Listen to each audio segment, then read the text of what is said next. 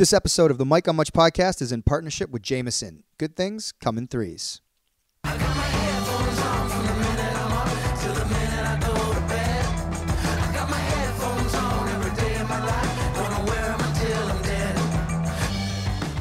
Welcome to the Mike on Much podcast. I'm your host, Mike Veerman. I'm here with my friend and trusted producer, all the way back from Banff, Max Kerman. We're also here with our pop culture aficionado, Shane Cunningham, all the way in from Hamilton. And we do not have intern Erica, who's not on the ones and twos. She texted me on the side. She is working overtime for TFC right now, her real job. Congrats to the TFC. They're going to the finals. That's right. So she said, is it okay if I miss it? I will edit it tonight. I said, you got a deal. So the football club gets priority over us. Yep. I guarantee you she doesn't edit it tonight. No? No. Something will happen. She'll get, like, the game is tonight? I don't think No, it's the tonight. weekend. In Seattle. My brother's going to Seattle. Mm-hmm. She might then. I thought it was like the game is tonight, then they win and she gets drunk. Mm-hmm.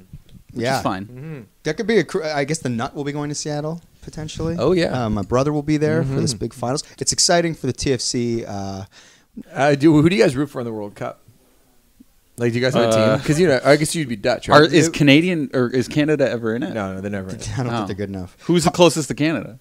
America, I guess. All right, America. Like geographically close. You're not gonna do the bullshit thing where like Cunningham, we're proud Scotsmen. Yeah. I'm a proud Scotsman. Yeah, I bet your in-laws probably vote. Does Poland? They wouldn't have a team in soccer, do they? Maybe yeah, maybe. Anyway. They play over there. We always historically our family rooted for the Orangemen, the Dutch, for sure. That was like a big deal. My dad had all the. Do you still have that zip up? You had a really nice zip up. I did. My Oma brought it back from Amsterdam years ago when I was in like high school or maybe just out. But yeah, it said Holland on it. It exists somewhere. Yeah, I don't have it in my closet anymore, but maybe my brother has it, or maybe it was at my dad's place. It might be in storage, actually. Would you wear it if you saw it laying around? I don't know if the old V-Man fits in that anymore, but I would. Yeah, sure. I mean, as I've gotten older too, I've become. I have different thoughts too about even national teams and rooting and sort of the what is the origin of our pride and all of these things. Like the more I think about professional sports and the construct of these things, trust me, this is not a conversation anyone wants to have. It's boring and it makes things way less fun. But I find myself thinking about these things, and the Raptors are this weird thing that sort of I root for in spite of.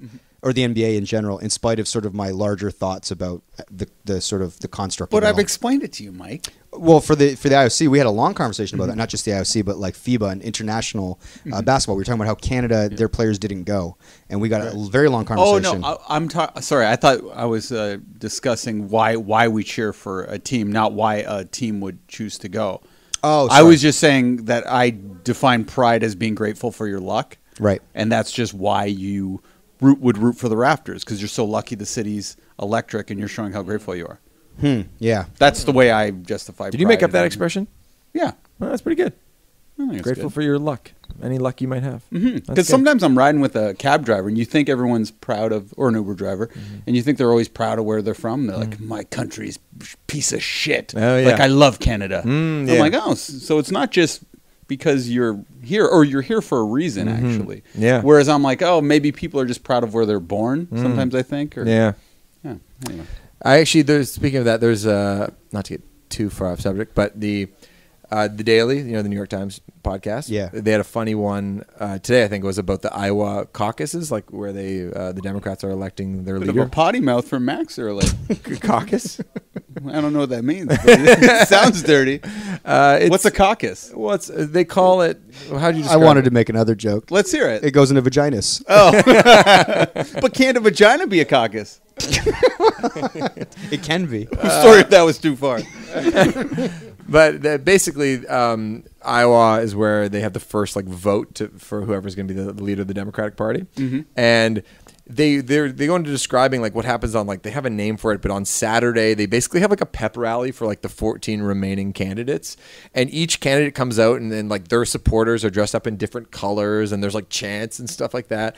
And I'm just thinking it's so crazy that Iowa, of all places in America, is the reason is the place that has so much significance on who will be the leader of the free world. And you're you couldn't choose a bigger place, or I don't know the historical significance of Iowa, but it just got me thinking about these goofy traditions. And if you, again, like you said about sports, if you step back for a second, you go, this is fucking crazy. Yeah. And Americans take everything to America is like a pep rally. Like they love their college sports, they love their pro sports, and politics is just an extension of that. Where it's like literally, it's like Elizabeth Warren is magenta and Beto O'Rourke is the green team or like whatever. It's like exactly, and it's just like, oh my goodness, it's like everything is a competition. There's something so human about having to separate things into teams. It's like tribalism, sort of extended. And whenever things become a little more murky, like when people change teams or when circumstances that are beyond something pure, like for the love of something, like maybe like, oh, the reason somebody does this is for monetary, meaning like they'll change teams if they make more money over here. It's like, obviously that makes sense. That's what anyone would do in a job. But we view sports as entertainment. And entertainment is a place where you don't want to think too hard because life is hard. You go to work every day for 8 hours a day. You want to go home and actually just enjoy yourself. If you have to think too much about stuff, I think that's why people are so tired of politics and sports right now, because it's like, shit, it's all I hear all day long. Yeah. Which, by the way, it's like, that's neither a bad thing or a good thing. I just think it's an interesting thing. Can you tailgate a political pep rally? That's kind of what this was, I feel like. I feel like they do Like that there's kind of grills and stuff? Yeah. I don't know how much boozing goes on, but people are very, very sort of the pageantry of it all. It definitely exists. Okay. Drinking? I don't know. I'll have to look into that. Yeah, and for good and bad, this sort of mentality of like let's start a team, let's believe in something and start a movement, whether that's positive or you align with it, or it's negative and it's been used to cause harm. It's something very sort of human. It's something it's something that we do and we've historically done. Do you think you'd have more fun at a liberal political pep rally or a conservative one? Like who has more fun? Yeah. Probably conservative. Yeah, I think me they too. have way more fun. They're drinking beer. They're all getting along. Yeah. There's a lot of infighting on the liberal side. No one can get along with each other. No inappropriate jokes. Yeah, no inappropriate jokes. But at a conservative one, you know, there's like a lot of red meat for sure. Yeah. I'm not kidding. They No, I love, know, they love it's true. grilling shit. Yeah, they for love real. a good barbecue. At the liberal one, there'll be a lot of plant-based snacks. Yeah, Well, there's so many subgroups in a liberal in the liberal party. thing. You know, Yeah. it's true. And like, I don't really give a shit about like hoppy beer, and that's all they'd be serving at the liberal one. You know, Oh, yeah. You know, but like you just be drinking Budweiser at the conservative one. Well, I'm it's kind of more into that. At a liberal one, it would kind of just be like an elementary school dance or something. Everyone would be in their little sections, just chilling with their own group. Yeah. But with the conservative one, everyone would just be partying so hard and chugging beers and like, suck my caucus, suck my caucus. Good work. Thank you. Yeah, that is the title. Yeah, maybe they're not thinking too hard about it. They're just enjoying the moment. You know? That's hilarious. Yeah. So, Maxie, you just got back from Banff. Yeah, I had a big weekend. You did. You were all over the You social- looked very cool this weekend. Oh, did I? I thought The it gym was your teacher coolest outfit? looking weekend you've had in a long time. Did you like his gym teacher outfit? Is that what you're saying? No. Your Stetson, man. You had the really cool picture with the mountains without the hat on. Yeah. And then you looked like a really handsome cowboy. Thank you. Yeah, Wow. I had I a think it's your special- best look you've ever had. Yeah, there's one photo in particular where it's like I just look like a jacked cowboy. I don't think I saw that one. Like you're like the Marlboro man. Yeah, your like it's- face is real chiseled. Is this on your it's a good look. Instagram right I now? didn't post. I posted it on a story. But Oh, you had a lot of stories this I weekend. did. I don't have time to go through a bunch Sorry of stories about brother. that. Anybody was inundated. But let me see this photo let me of you just being a show Stetson man. It's very, very good. I Not need to, not to brag, but You might have to post it now Come on, how on the good mic is on that? much. All right. that's pretty good. Okay. No. Yeah, you look good. But before we get to Banff, I'll come back to Banff. So I had a kind of a very sad, not sad, but a sad thing has happened to our group of friends. Our friend Barbara Tatham, Dr. Barbara Tatham, who I went to McMaster with, she passed away of cancer 2.5 weeks ago. Yeah. And did you ever meet Barb? No, I saw you singing at something though. It was, and I Yeah. saw people were like saying something. She said like, "Be kind and make waves." Yeah. So Barbara was a year behind me at McMaster. She was young. Yeah. Oh, Oh, it's no. a really sad story. I only met her maybe like 3 or 4 times, just in like mutual hangouts because she like that whole group that you know from McMaster. Really, really sweet person. Yeah. And just a tragic story because she was so young. Yeah, so she, a year behind me at Mac, and a bunch of her close friends, like Jocelyn is one of her best friends, Wow. our friend Jossie. And she was a doctor, an ER doctor, and she was about to start here in Toronto as her full-time job. She's 32 years old. And about a year and a half ago, she was about to go to Africa to set up a clinic for ER doctors in Africa. And she thought she had a little cyst on her head, and it turned out to be a tumor. And basically, it spread throughout her body. So she went through about a year and a half of chemo and different surgeries, and every time she made a breakthrough, it would kind of come back in another area of her body. And I didn't know her too well at McMaster, but I was always like a big fan of her. She's a beautiful, young, vibrant, smart woman, like, top of her class. You'd be the first person you'd hit on at the bar, kind of thing. Yeah. And no, seriously, like she was, and her sister Erica joked at the Celebration of Life yesterday that they're like, her guy friends would say to her, like, I didn't know women like this existed, like so beautiful, smart, kind, compassionate. Like she really was hot. Yeah, very beautiful. And anyway, so about a year and a half ago when this happened, I just like dropped her a note and just said, hey, if there's anything, I heard the news, that fucking sucks. But if anything I can do to lend a hand, we should just let me know. And she ended up getting a season's pass for Bud Stage. So we ended up going to a bunch of concerts this summer together, and I visited her at the hospital, and we just kept in touch. But the thing which was so interesting for me is she had these blog posts. They had a Facebook page kind of set up for her because she had a big circle of friends. So she has 3 sisters, all born a year apart. She's the oldest sister, so 32, 31, 30, and 29. And they have, and she's a very social person, and their family is very social. And so I think as a way just to get the word out as she was doing, she'd write these blog posts, and they were so eloquently written. And because she was a doctor, she didn't spare any detail. And because she said, as an emergency doctor, so many people would come in to see me, and they were ashamed of their illness. And they wouldn't even want to tell their parents in some cases if they were going through something terrible. But she said, if someone like myself who exercises, eats well, is really like the picture of health, can get sick, then anybody can get sick, and we shouldn't stigmatize it. And so she really went out of her way to kind of talk about not only the medical side of things, but also how important sort of like the human side of the process was. And I read her posts, and I just feel so much better about it. Like it's one of those things when you get bad news, a lot of people's instinct, including my own, is to run away from the news and try to put your head in the sand and not think about it. But I'd end up just getting so much strength from reading the way she's conceiving of it all. Yeah. It's fascinating when people like that get sick, and there's sort of this great cosmic injustice that is done to them. Yeah. But then they spend their time comforting others when they're the ones that seemingly need. She was protecting everybody. Yeah. And what made her so fucking brilliant is that you could read, because these blog posts were 7 paragraphs long. They were very detailed, and you could read it however you wanted to read it. So if you wanted to look into the nitty gritty of what she was saying on a medical level, because she they look like medical journals to a certain degree, because she was like, you could go, oh, you know what, this isn't looking good. And her family knew that it was terminal. But if you didn't want to read it like that, and you just wanted to say, okay, what are sort of like the life lessons I'm learning here? Like, is there something I can take from there? You could just read it like that. So I just want to read just a little paragraph of one of her posts. This was that she would have written earlier in the summer, just to give you a little sample of it. Quality time has taken on a different meaning to me recently. I smile remembering the days jumping from patient to patient, from errands to the gym, driving from the city to city for big parties and see as many friends as once as possible. It was a beautiful time in so many ways to live blissfully and invincibly. There's something magical about it, innocent and light.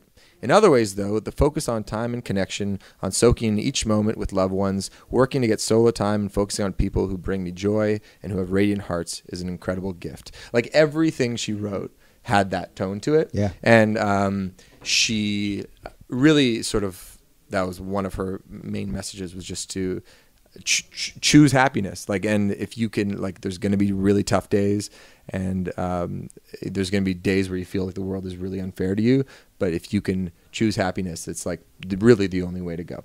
So anyway, she's got an amazing family. The notice of her death was also just like so beautifully written, and there's outpouring of support from every corner. Like, you know, she did talks about her own illness to different doctors and medical schools, so she could talk about what it's like to be on the other side and how important it is to be compassionate to your patients, and how much gratitude to show the nurses, and how important treating people with respect is, because she was on the other side of it. So anyway, she was the least afraid of death. I think everybody else. I think the hardest part for her was just seeing how hard it was for her sisters and her mom and dad, because she's like, this is fucking sucks for them. Every time I have to deliver some piece of bad news, I just know it breaks their heart, and I hate that, I'm sure. But anyway, so she insisted on a celebration of life, and in the notice she said, everybody wear bright colors. Like that's like that kind of detail just fucking slayed me.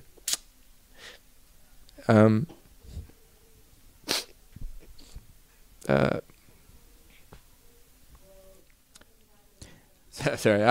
No, I saw a little bit of the service. Our friend Felix, his wife, was very, very close with Dr. Barb, and so I saw some stuff on Instagram from that, and it looked really lovely. Yeah, it looked like a beautiful. No, it's all right. It was. Obviously. Well, the thing is, like, you're kind of reminded, like, how lucky I am. Like, I've been so sheltered from any of this kind of stuff, and I don't know anybody really that I'm sort of this closely connected to that passed away at such a young age. But anyway, so she was like, I want my celebration of life at Brickworks, which is like this beautiful kind of market space just off the DVP in Toronto. Oh, I've been, it's amazing. Amazing. Sunday. Everybody wear bright colors. Here's the playlist. And everybody, I want everyone to have a fucking good time. And so those are instructions she gave to her family. And it was really beautiful. Two of her sisters spoke, Jocelyn, and they called themselves the J Girls, who were like her main support system in her friend group, who went on vacation with her and were driving out to see her at every turn. Anyway, so I texted our friend Connor, who's a very good friend of Barb's, and I was like, after it happened, and I know he was grieving because he was a very good friend with Barb, but his sister Jen was part of that crew. And I said, if there's anything I can do, just like let me know. And it turned out that and Connor, God bless him, because some people, you know, get that and go, I won't take you up on the offer. But Connor said, yeah, you should play a song, because Barb loved going to see shows. She loved music. I said, I'd love it, and just send me a list of her favorite songs. But Barb also, like, in the playlist included Arkells on it. But I think she's just doing that to be nice. Like, I made a joke with that. I was like, I know Arkells on the playlist, but like, I don't know if she was really a fan. But she's just a very generous person in every kind of way. She's a good friend. So we played in Banff this weekend on Friday and Saturday, and the Celebration of Life was on Sunday. But you know, when you fly west, you don't you lose time. So I rebooked my flight, and I left at 5 a.m. in Banff time, and showed up at 2 p.m. at Brickworks. But to play this Vance Joy song, and I gotta say, song Georgia, beautiful song by Vance Joy. Vance Joy was one of her favorite artists. We're a big Vance Joy fans too, and I've never rehearsed or tried so hard to when it comes to anything in my musical career, because it really felt like the most important show, not to call it a show, but performance like I've ever done, because I just didn't want to fuck it up, you know, because everything else I do, I always feel like if I fuck it up and I'm singing one of my own songs, or I'm covering Jackson 5, like, who gives a shit, you know? It's like it's not the end of the world. You know, you guys saw my performance on the Second Live podcast. You know, I could have prepared a little bit more, but I practiced every day. Anyway, and the song went well. I didn't forget any of the lyrics or anything. But just wanted to do right by Dr. B, by Barbara. So, and you do that free of charge. No. Nice. No, yeah. When Connor messaged me, I said, I'll put you in touch with our booking agent. And we negotiated a pretty good deal. She would have wanted this. I do have to learn a song. Yeah. No, of course not. But anyway, it was a really nice, despite all the circumstances, it was nice to see everybody. And shouts to her amazing family. It's interesting. When I saw it was like for a doctor, I just assumed it was somebody very old. When you hear doctor, you immediately add 20 years to however young you think youngest is 50. But she, you know, she didn't Is want. this her here? Yeah, it's her. In lieu of flowers, like bit. just make a donation in her name to the Cancer Foundation. You know, it's like that kind of thing. Yeah, totally. Something's very familiar about Yeah. her. Yeah, Maybe Alex knows her or something. Maybe. But yeah, anyway, beacon of health, and God bless Barbara. She's the best. It's a difficult thing too, because I think none of us we haven't really experienced losing our peers, people our age in our age group, and we've been relatively very lucky. You know, like I've lost my parents, but that is definitely different than when you have to sort of, and that does make you look your own mortality sort of in its face, look at yourself in the mirror a bit. But I imagine, like, you know, knowing someone like you knew Dr. Barbara, I can't imagine the kind of sort of like reflection you have to go through internally, but then also, you know, contextualizing her life and sort of the sadness of the whole thing. Yeah. I think for the other thing I add is that, like, for me, I'm always very, very like attracted to people who demonstrate like real like leadership and strength under really difficult circumstances, who don't act petulant or sorry for themselves in a way that I probably would, or most of us would. And so I've just been, I feel, the injustice for Barbara, but also just lucky that like I've been able to, that I got to spend time with Barbara, because she's like the kind of person that you go, okay, she'll be with us as the angel on your shoulder, not angel and like she's my angel, but like, you know, there's a devil on your shoulder and like the person who kind of nudges you in the Good right conscience, direction. yeah. Your good conscience. That's a better way of putting it. Yeah, she and her family will be a really good moral compass for any time you feel sorry for yourself, or when bad things happen. Like, just trying to keep in mind those kinds of people has always served me really well, and she's sort of like the pinnacle of that. So, yeah, Dr. B. But anyway, so before that, though, we were in Banff. I got a cool cowboy hat, as you can see. You have it here in the studio. Ash was very protective over it in certain ways, and then she wanted us to tease you with it in other ways. She's like, I'm just going to leave it here. You put it on your head when Max walks in. Watch how he freaks out. And then the second you walked in, you were like, why's my hat there? Put it there. Like, you want to wear it, or like you're like not really wanting me to wear it? You almost took it out of the room. Yeah, well, I didn't know what he was doing because, well, first of all, you know, it was an expensive hat. It was $250. Well, that's the thing. I took a peek. First thing I did, I looked to see how much it was, because the price tag's usually inside. And I go, $250 to Ash. She goes, oh, no. He probably didn't pay that much. It was like $60 or something. No. She was very protective over the price. And she said, do not say the price on the pod. Really? So we may have to beep this out. No, we have to beep it out. It could be funny if we do, though. People are thinking that it's a beep amount of money. Is that the price for a quality Stetson in Alberta? Yeah. I mean, it was in Banff, so it's like Touristville or whatever. But don't you just walk in to this Stetson dealership and tell them the deal? Like, listen. Dealership? Do you know who I am? Yeah, I'm playing a big show tonight. They don't need him to wear a Stetson on stage. They probably can't keep him on the shelves. Yeah, that is true. What's the benefit to Stetson having Max wear it? I think Do you know how many millennials will be wearing Stetsons now? Every university student in the country. The country, Ontario. Well, do you kind of wish that you just bought one here in Toronto and flew it to Banff? A little bit, but I had to buy it in the moment. And also, there's a story, and also I get so much free shit that like this is the thing I actually bought with my hard-earned money. So that's why I was like, okay, Shane, like I actually got a little territorial. Now I understand why people get territorial with stuff that they worked really hard to buy. Yeah, because for me, everything's easy come, easy go. Because usually things just kind of fall into my lap, and it's all tangible. Good. You get to keep it too for your money. It's not like a sporting ticket that that experience goes away. You can hold that at night. You can sleep with it. Yeah, it looks very cool. But Banff was sweet.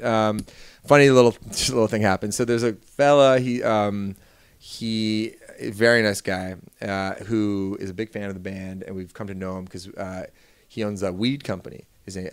And we did a weed gig. Arkells did a weed gig last summer, and he was coming up to the show. He's in Calgary, and he said, "Do you want to go skiing or something?" And I was like, "Well, I don't really ski, but it'd be fun to hang out."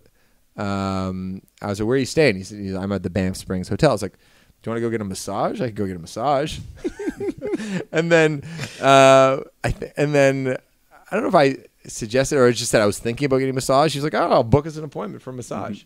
So I was like, well, all right. But, you don't know, like, is this a couple's massage or are we getting our own massages? Are we going to talk while we're being massaged? Are we Or talking? is he going to try to massage you? That would be kind of interesting.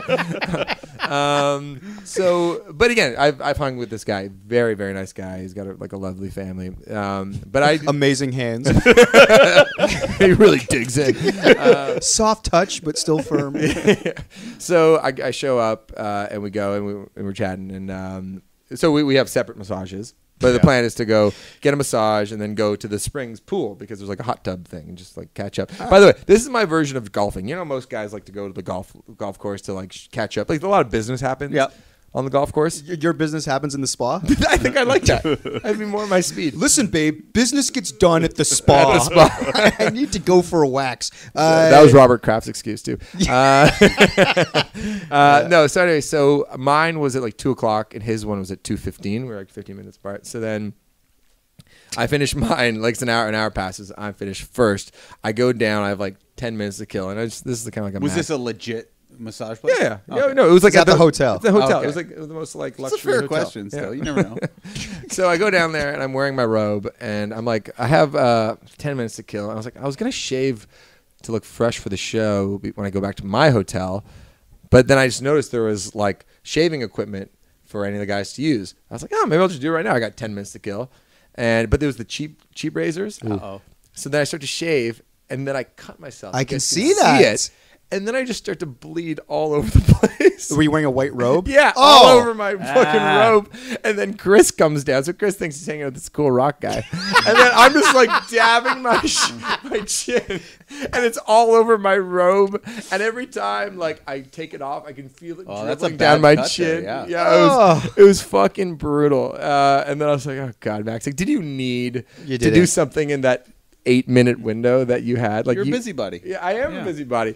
You're trying to be efficient. I was trying to be efficient, and then I go to the reception and I get a Band-Aid, so I got this big fucking Band-Aid on my chin, and I'm going to the hot tub. But the whole time we're in the hot tub, You're in the hot tub with an open wound. No, Max? well, I had the thing on, and I looked at it, and I checked it out, and I was like, okay, I think the pressure has kept it from going. Okay. But then the whole time I'm thinking, like, is it going? And I know he'd be too polite to tell me if it was starting to like. And because you're wet, you won't really feel the wet blood. Right, exactly. So, and because if I was with one of you guys, you'd be like, Max, you're bleeding, get the fuck out of the pool. But Chris wouldn't do that because he's too polite. We didn't know each other that well. Yeah. So I was a little bit stressed, and I was just thinking, like, hey, you're so stupid.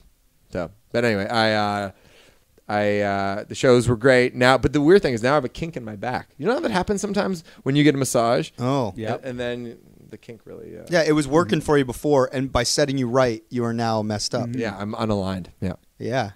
Anyway, that's my weekend. Thanks for letting me blabber here, guys. Of course. Yeah. No. That was quite a weekend. Yeah. Obviously. Anything going on in your life, Shane? Before we get to topics. I cleaned my house. But we can move on from there. One thing I'll add that I thought was actually really funny with the Barber Day. So we have this group of friends that we know from McMaster, and there's this character named Jen who's married to our friend Connor. So they're college sweethearts. They live in Peterborough. I like them both a lot. I'm going to see them next week. And Jen's always been kind of surly, like in a Jug kind of way. Like, we've always known her as like kind of a surly. We have a friend named Jug who is surly. Just because people might not pick in a Jug kind of Oh, way. yeah, What does so that even Jug mean? is kind of His known as a nickname. surly asshole. Jen can kind of do that too, but she's also got a heart of gold. She's a nurse, great person. So, and by the way, Jen and Mike, Jen and Jossie and the J crew. If Erica doesn't cut that out, Max sometimes will drift off the mic. Yeah. But now you're back on. I'm back. So Jen and Jossie and the J crew have spent so much time with Barbara, just being the best friends you could possibly hope for in this situation. And anyway, so I performed this song. I'm getting a lot of Barbara's family coming up and like thanking me, and everybody's just saying what a nice guy I am, basically. And in my head, I'm like, oh, it's the least I could do. It's everybody's lending a hand in their own way. So we're out for dinner last night, and somebody at the table said, "Max, thanks so much for making the trip from Banff." And then Jen just goes, "Max, how good does it feel just to be a gift? Wherever you go, you're just a gift to everybody. You just show up and you're a gift. Does that feel pretty good?" Just like totally taking the piss of it. I was like, I fucking love you. I appreciate that she made that observation because it's very true. All right, topics. All right, on to topics. These are our topics for today. Our first topic is actress, activist, outspoken social conscientious person, socially conscientious person. Jane Fonda comes from a legendary acting family, by the way, Hollywood family. She was arrested. Fonda, who is 81, moved to Washington in September to highlight the urgency of the climate crisis by staging protests at the Capitol, where, wrapped in a bright red coat, she has been arrested every Friday for the past 4 weeks, often with a famous friend or two in tow. Sam Waterston of Law & Order fame, for all you Law & Order fans out there. Ted Danson. And on Friday, Catherine Keener and Rosanna Arquette. Fonda plans to keep protesting until mid-January, when production of her Netflix show Grace and Frankie resumes, and expects to turn 82 in jail on December 21st. Wow. So Jane Fonda is using her celebrity and obviously her time at that age, which is pretty, I think, commendable, to highlight the climate crisis. Mm-hmm. And she's had a history of being outspoken. Like I said, she has one of the most famous mugshots of any celebrity. If you guys recall this mugshot, no. She was busted coming back from Canada. For murder, right? She's a killer. No, she was crossing the border. She was giving speeches about the Vietnam War and protest of the Vietnam War. And she was actually in Canada. And as she was crossing back into the States at Ohio, I believe. That doesn't border. Doesn't border. So where was she going? She's on her way to Cleveland. I'm not a geography major, Max. But either way, going back into the States, she had like... vitamins that she had to take with her meals. I just read about this on her blog, in her words. And the Nixon government basically was looking for a reason to make an example of her. So they arrested her, saying they had to test these, like, suspicion of drugs. She gets the famous mug shot. She was shooting that film Clute, so she has like a really sort of like distinct haircut, and she's kind of got like, she's got the fist raised. It's an iconic photo if you haven't seen it. But anyway, the reason I say this is because Jane Fonda, this is sort of her vibe. Mm-hmm. So what happens when you get arrested? Like, is there a celebrity slammer that you're thrown into? Like, is she there with like all the other criminals? Reality show, Celebrity Slammer on VH1. Yeah, how does it work? Isn't there like a 3 strikes law in That's America? Yeah. Like, there's something kind of funny about a really rich. By the way, very commendable, as you said, but a rich person just being like, I'm going to get arrested, but I'm not worried about what happens after I get arrested. I'll just probably be released and everything will be fine. Yeah, but I mean... Well, it's probably a slap on the wrist. Yeah. I mean, she's very old. What's the actual arrest? It's usually probably trespassing because you're protesting a spot where it's like private property, or like some sort of like minor mischief charge, whatever it is. But you hear these stories, like you watch that documentary about those kids in New York that get sent off to Rikers if they don't get like their bail hearing, then they get sent out for the weekend in Rikers, and then you're really fucked. So I'm sure she's looked into the rules and stuff. but yeah, like, I have to do life. It's just 2 weeks, ma'am. Don't worry. But at that age, gonna die soon. Yeah. You're already going there. But here's what I'd say: don't discount spending a night in jail at 80 years old. That's gotta suck. It's gotta be fun though if you're that old. Like every Friday. But think how boring it is to just be that old and not be doing these things that give you like a zest for life. I buy it. You're just sitting there doing nothing. That's fair. Yeah. This is exciting. How do you think she's treated in jail though? Like, how do you think that? Very well. Yeah. Oh yeah. You step out of line with her, you're in trouble. People know she's a great jailhouse fighter as well. She's been proven she can fuck somebody up, man. Well, you see, Ted Danson got arrested with her last weekend. Oh yeah. She just brings her celebrity friends. That's right. He's not in the good place right now. Wouldn't you think if you were older? Well done. Good place for promotion. Don't you think it would be very fun? Mm-hmm. Like if we were all rich and kind of famous and it was like, hey, want to go do a protest and spend the night in the slammer? It'd be fun. Yeah. I think there's something exciting about, like if you're raising sort of awareness for this cause that you care about, there is something kind of like, it's kind of naughty, but not really scary. Yeah. What are the real consequences, to Max's point? I just feel like if any of us got thrown in jail for a night, we'd be kind of scared. It's if you got thrown in jail and you weren't expecting it, if you're ready for it, it's like just going camping. You know what I mean? Mm-hmm. It's like going to Burning Man or something. Fun and wild. Should we do a climate protest, but one that actually but that's the thing. We're it's too young. It matters too much. Nothing matters when you're 80. Also, that's the name of this episode, by the way. No, I like the Caucasus one. Oh yeah, there you go. I think that the other thing too is it's like they have. So the thing about getting arrested or spending a night in jail is ultimately you're concerned about what it does to your record going forward. Can you go Max? If you got busted at like a protest, you might not be able to go to the States and play shows. They're so wealthy that their lawyers, like, they're never going to have to be worried, like, oh, I can't go to, I can't go into Canada now and shoot a movie. It's like their people will work it out. Is Jane doing a lot of movies right now, though? She's going back No, to but production on she's- Grace and Frankie. What is that? That's like a big Netflix show, nominated for Emmys and everything. Oh, never mind. Yeah, Yeah, Golden she Globes. might have a place in Muskoka. Who knows? Yeah. But you're right. Her lawyers are probably. I'm just saying for their ability to do work. Like if Ted Danson wants to, whatever. If there's production in Canada, an arrest record could hurt you or This is whatever. very premeditated, though, so I'm sure she's gone through all the angles. Like, how long is she in jail when she gets arrested? I think it's the evening because it's such a low charge or a lesser charge. Interesting. It's not violent. It's probably like a trespassing deal. So my question that I had for you guys: what do you think you're going to be like when you're old? Are you going to be like right in the thick of it? Or are you like, fuck it, I'm going to retire in some retirement community in Florida? What is being in the thick of it? Well, just like doing Jane Fonda stuff. I don't know. I'm not doing that in my young days. That's true too. Like, she was feisty when she was our age. That's true, but some people get feistier with age. Most people don't. I'd probably say She's also a fascinating one too because she was married to Peter Fonda. No, that's her brother. That's her brother, bro. I don't know how these things work. I just assumed. Brother, husband, whatever. Turner. Ted Turner, who owned CNN. Yeah, he had some money. He sure did. But anyway, it's interesting to be on that side of it. Like she's sort of.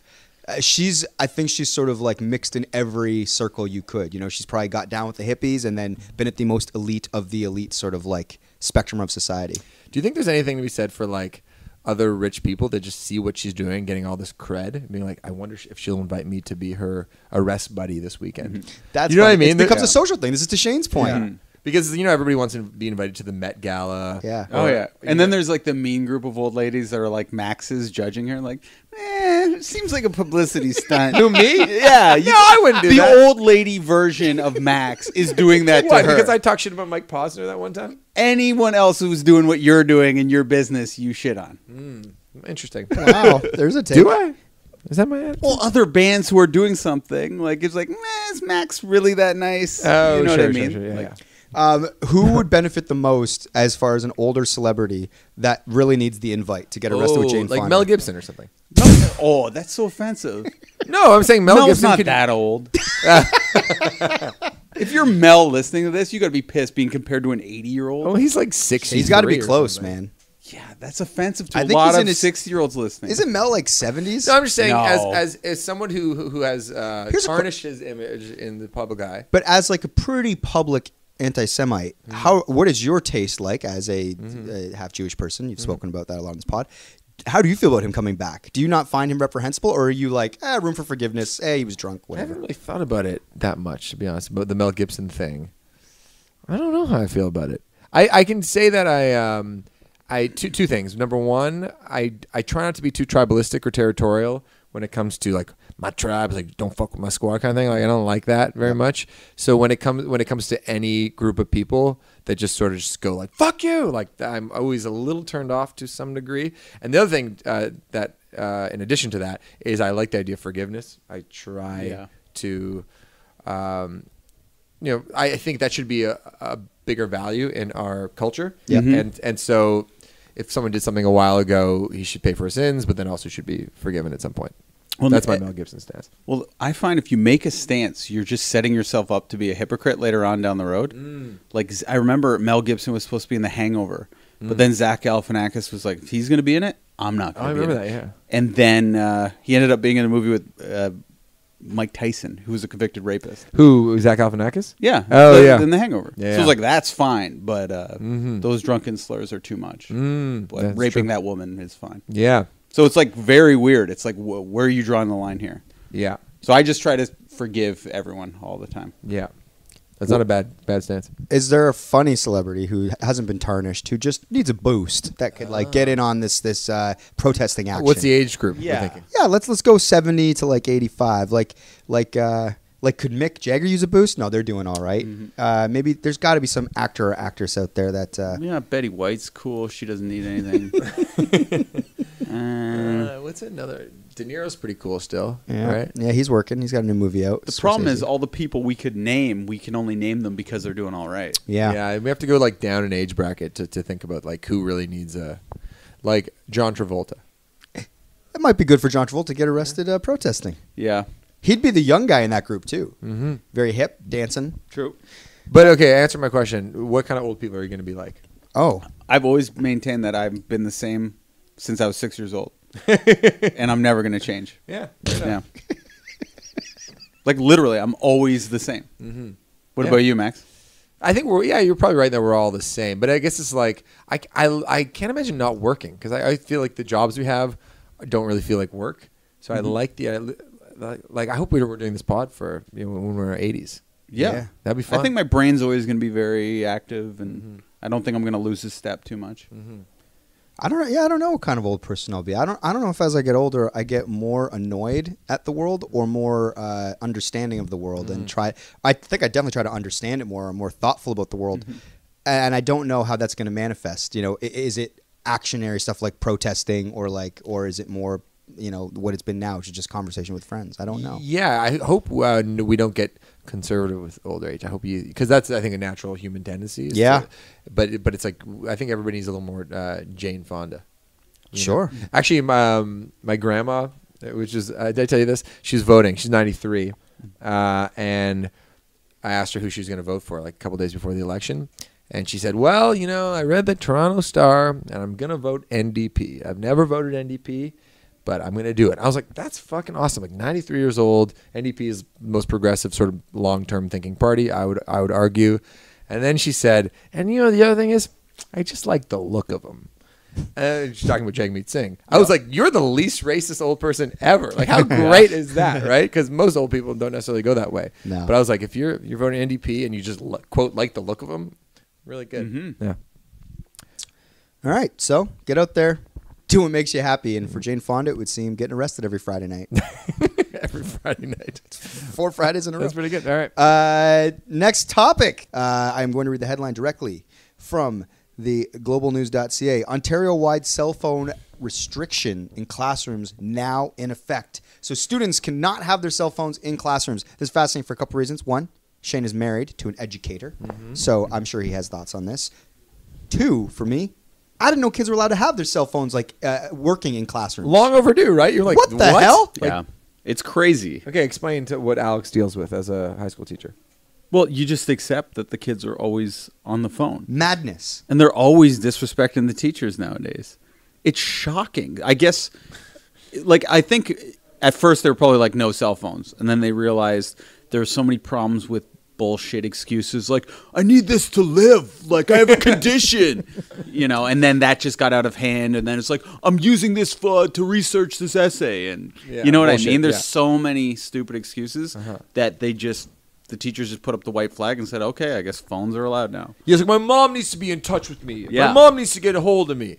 And you're like, No. But Stick here's them the in thing. pouches. If they can do it at comedy shows, they can do it in classes. Nowadays, it's the kids will say that, and you'll be like, no. And then the mom will come in. It's like, my little prince did not say that or something. You know what I mean? Yeah. He needs his phone. Or I need to whatever. be in touch with him. It's true, yeah. Such bullshit. I'm so glad that this policy has been passed. It makes me furious, the idea that some grade 10 kid can literally be cruising Instagram while they're in English class or math. And that's all that happens. It's madness. Yeah. I can't believe it took this long to pass it. Yeah. Yeah, It's the kids crazy. are going to hate it. Maybe I would hate it if I was a high school kid, but it doesn't even seem like... Yeah, I don't know. We used to not even be allowed to wear hats. I know. And now this is, speaking of getting old. I now know, we we're sound sounding like real old people. Yeah. Anyway, it just seems wild to me that it's been going on like this. I actually really feel for the teachers because I don't see how you get anything done if kids have the option of looking at a phone as opposed to actually paying attention to a lesson. It's taken me this long to put a timer on my phone for my apps because I've been doing that lately where it's after I use it for 15, 20 minutes, it just shuts off and then I have to go use for 15 minutes more if I want to get back in and then I feel a little guilty. So I just know how addictive the phone is. There's every research study out there will say that these things are very distracting and very addicting. But it's just I guess the question is how do you tell young people that, listen, I get it. I'm like you. They're fucking awesome. Instagram is a blast. Texting your friends is very fun. But it's sometimes you got to eat your vegetables. And that means put the fucking phone down because it's actually better for your long-term health. Right? Yeah. How much? I was going to ask how screen time. Have you thought about as you're very small children right now? Yeah. But when they become 8, 9, 10 years old. It's way earlier than that. Oh, sure. The kids are already obsessed with the screen. My daughter will point to the TV and go, Peppa. It's for Peppa Pig. Yeah. So she knows. Produced out of here. And you want to be. It is? Yeah. Oh, I got to bring her in sometime. Does the pigs come by ever? Yeah, they actually, you know what's funny? They shoot just in the studio. They had they sometimes do like market testing in here too, and employees can bring in their like little infants to like, I don't know, test out products. Do they have like adults wearing pig outfits? Maybe we can Oh. ask Ash. Yeah, I'll bring Lou by. Yeah. Yeah, but Sorry. you're asking if how much time? Yeah, like how are you gonna moderate that?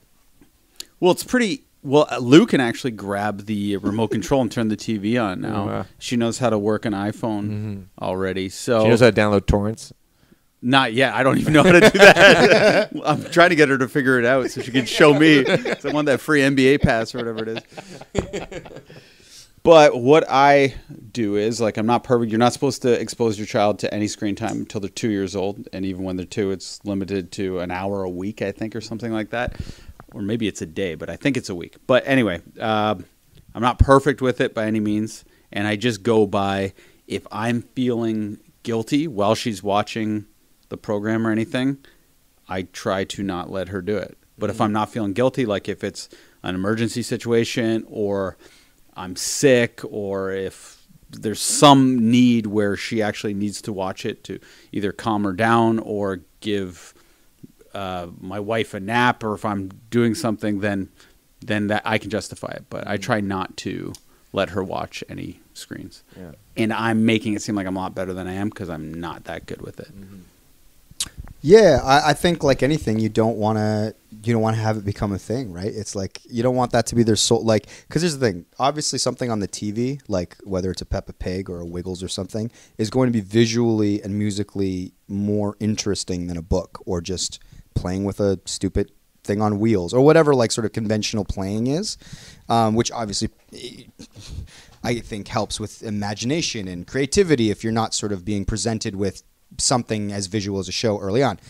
That being said, like right now our kid's so little that we don't, like, the TV's almost never on. I think we've watched, maybe collectively, she's like a year old, we've probably watched a total of like 3 Wiggles songs, and we just kind of see how she reacts, and then she'll kind of watch it, and then she kind of goes back to playing with like her doll, like her stuff. See, that is amazing.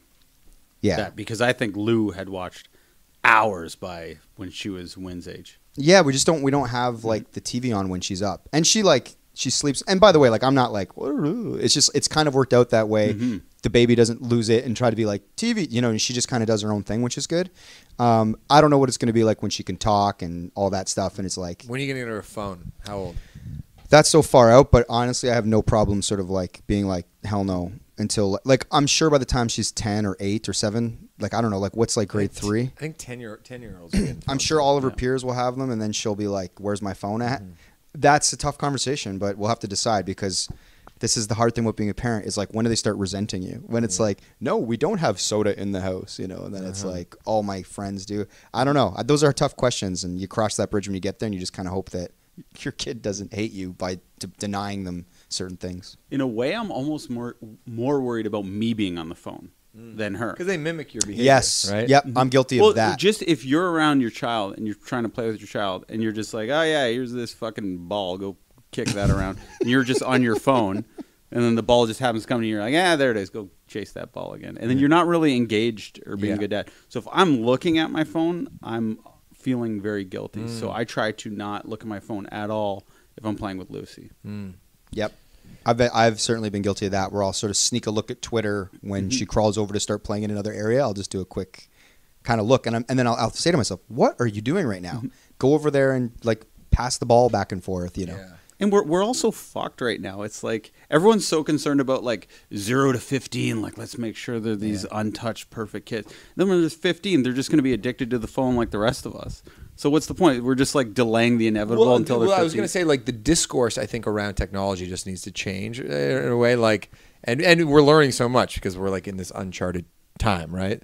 So it has to be kind of, I think we have to like approach it more like, look, I know it's the best. These things are fucking so much fun. You can do everything. They're also very useful a lot of the time.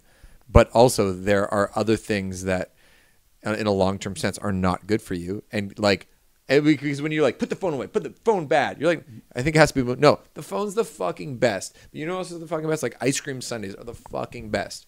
But you just can't have ice cream sundaes. Can't live on those. You can't like.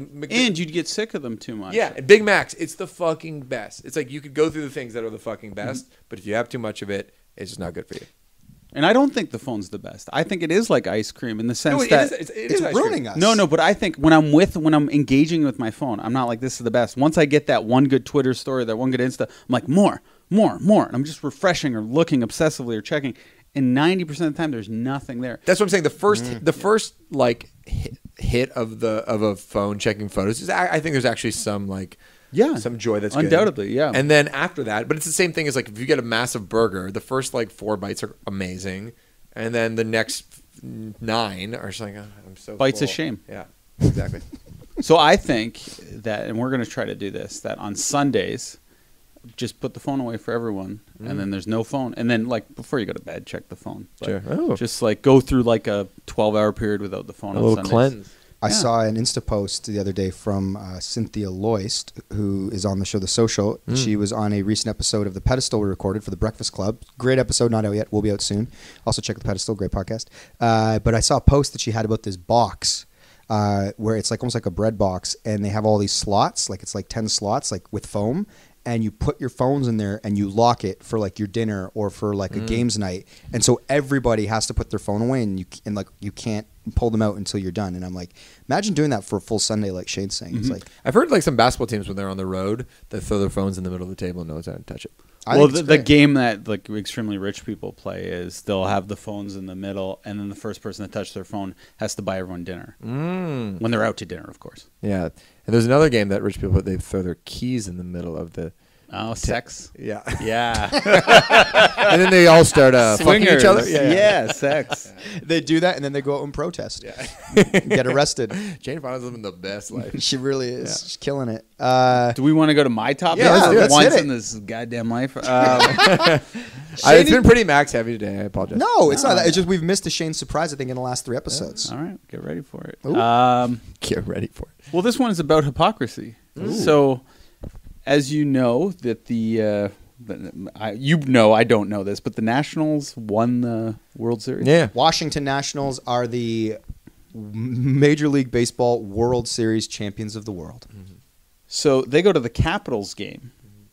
That's a hockey team. Yeah. And they were playing Washington. So the World Series champs went to go support their hockey team. And then they went full champagne boys, shirts off, pouring beer on the people below.